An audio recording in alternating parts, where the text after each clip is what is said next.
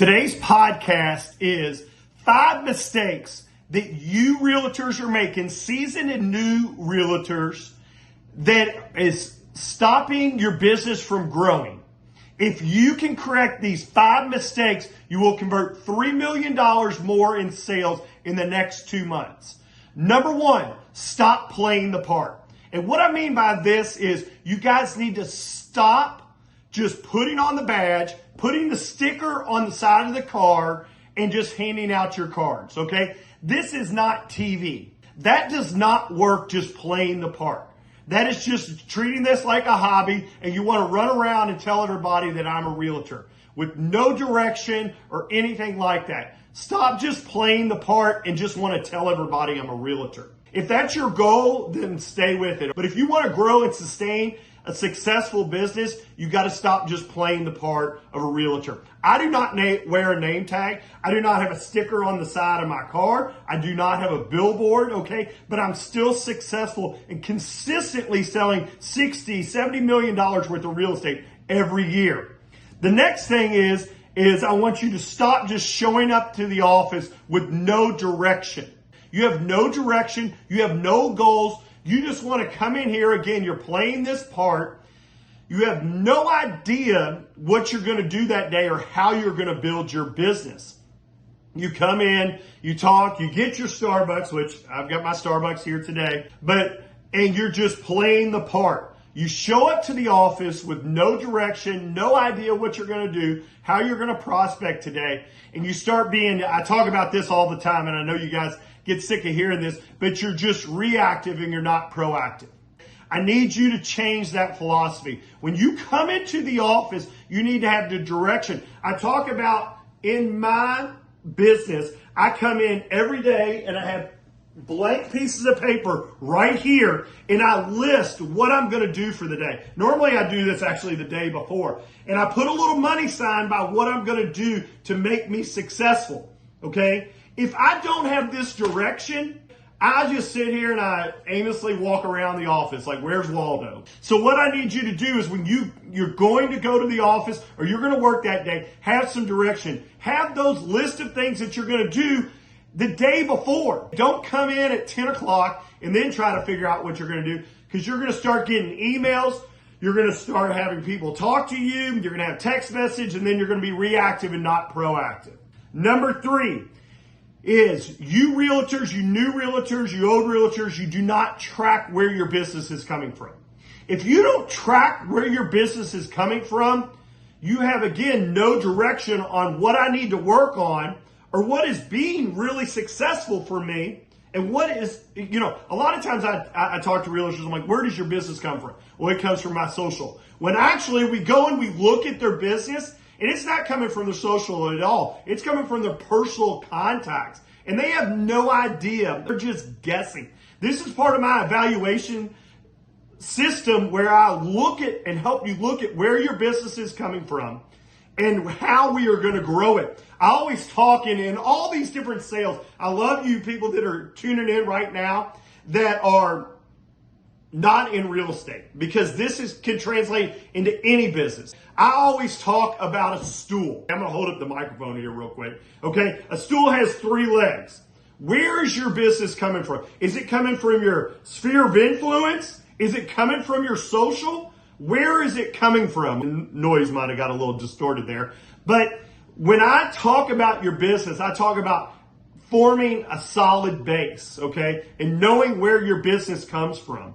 And so what I need you to do is understand and track where your business, it's not hard. I used to do it in a notebook. Now I use a CRM. Now I use Brokerman. I use a lot of different things to track where my business comes from. So I know what I maybe need to improve on or where I'm being successful and where I need to spend more of my time.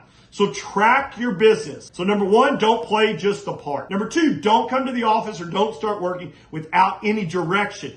Number 3, track your business. Know where it's coming from. If you're in other industries, you need to understand what's being successful. Don't just start calling people when you have no direction at all. Number 4 is, and this can go with any business, is you guys get caught up in the paperwork. It's important to know the paperwork, But I have agents that are scared to reach out to their SOI, their sphere of influence, their past clients, because they're so worried about some new form that comes out. I spend about 5 minutes a week just reading through the forms, just making sure I understand, and that's it.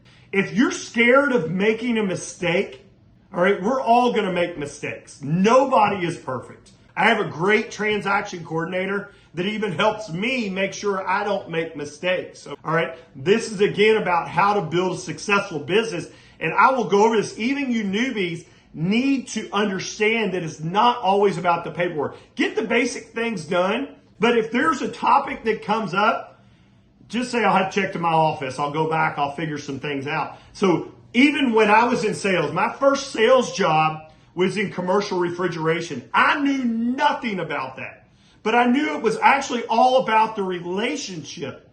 And that was most important. I sold my first big deal to General Electric. And what I was doing is I was selling my personality. I was selling my aggressiveness, my way to handle objections to them. They had no idea that I had no idea how this system worked. But I sold it. I went back and I figured it out. I didn't let the idea that I didn't understand. You need to know a little bit about your product, but I didn't let the idea know that I didn't know about all my transactional paperwork and all my things, even in that business, hold me back from building a relationship. My relationship made me $84,000 in my first year out of college in one sale. I knew it was all about the relationship, getting to know that guy. I knew his kids. I knew his wife's name. Getting to know that relationship is what made me successful, even while selling commercial refrigeration. The last thing I want to talk about is you do not stay in touch with your past clients or your core SOI, your sphere of influence. I talk about my 3 rule all the time. In any business, you have 33 good points of contact, you're going to be successful. Let me say that again. 33 good points of contact. And you might say, well, I'm starting off, I don't know anybody. That's your first goal, is to make 33 points of good contact and work those 33 points. Those 33 people that, again, your sphere of influence do not have to be people that are necessarily moving, they're buying or selling or anything like that. My best client is someone that's never bought from me.